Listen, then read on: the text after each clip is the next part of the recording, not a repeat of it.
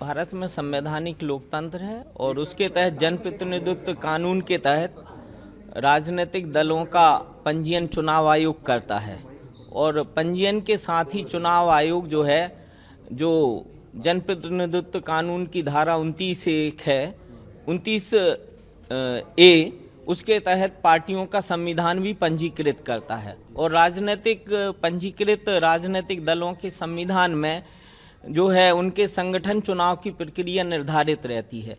किसी पार्टी में 2 वर्ष में चुनाव होता है, किसी में 3 वर्ष में चुनाव होता है, किसी में 4 वर्ष में चुनाव होता है और अधिकतम 5 वर्ष के अंदर जो है राजनीतिक दलों के अपने संगठन चुनाव कराने की अनिवार्यता है।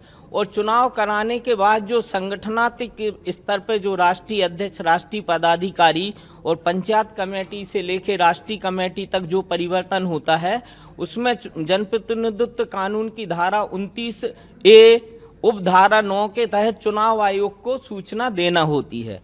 तो बिहार के मुख्यमंत्री माननीय नीतीश कुमार को वर्ष 2016 में जनता दल यू के संविधान के अनुसार चुनाव कराने के लिए कार्यवाहक अध्यक्ष बनाया गया था।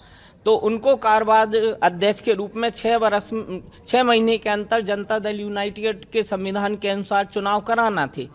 उनने जनता दल के संविधान अनुसार चुनाव कराने की जगह असंवैधानिक ढंग से एक फर्जी राष्ट्रीय निर्वाचन अधिकारी की नियुक्ति की, जो वर्तमान में राज्यसभा सदस्य अनिल हेगड़े, और अनिल हेगड़े ने जो 2016 के पहले 1058 लोग जो है राष्ट्रीय अध्यक्ष का चुनाव करते थे 28 राज्यों के, अनिल हेगड़े और नीतीश कुमार जी ने आपराधिक साजिश करके सिर्फ 5 राज्यों में चुनाव कराए और 195 लोगों के द्वारा नीतीश कुमार जी को फर्जी तरीके से राष्ट्रीय अध्यक्ष घोषित कर दिया और चुनाव आयोग को फर्जी दस्तावेज बना के संगठन चुनाव के सौंपे।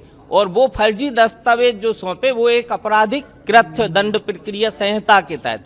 इसी तरह हमने उसको चुनौती दी 2016 में।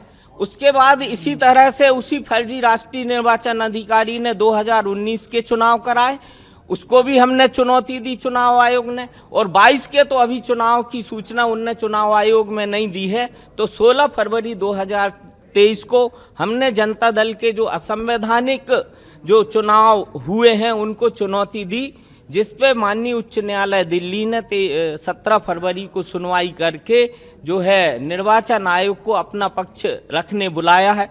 और हमारा पक्ष अधिवक्ता पाठक राकेश कौशिक जी ने दिया है। और हमारा कहना है जे भारत का जो समाजवादी आंदोलन 1934 से लेके आज 2022 तक 90 वर्ष का इतिहास है और मैं समाजवादी दर्शन को प्रभावित होकर राजनीति में आया। और राजनीतिक दल का कोई मालिक नहीं होता, सब ट्रस्टी होते हैं।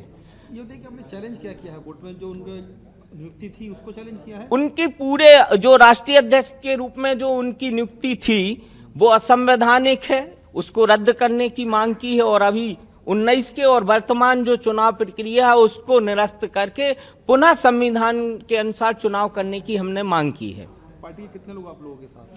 पूरे देश के लोग हमारे साथ हैं और पूरे देश के लोग साथ में हैं और लोग चाहते हैं कि पार्टी में आंतरिक लोकतंत्र हो। मैंने बताया कि 28 राज्यों में संगठन था, 1098 लोग चुनते थे, उनने 195 लोगों ने फर्जी अध्यक्ष बना दिया, राष्ट्रीय अध्यक्ष। हमने जब किया इसलिए नीतीश कुमार जी ने राष्ट्रीय अध्यक्ष पद छोड़ दिया। और पार्टी में कोई नौकर मालिक नहीं होता, पार्टी तो सबकी होती है। तो हम आंतरिक लोकतंत्र के लिए लड़ रहे हैं और भारत का जो संविधान और लोकतंत्र की जो लोग आवाज लगाते हैं, कश्मीर से लेके कन्याकुमारी तक राजनीतिक दलों के नाम पे कंपनियों ने कब्जा कर लिया।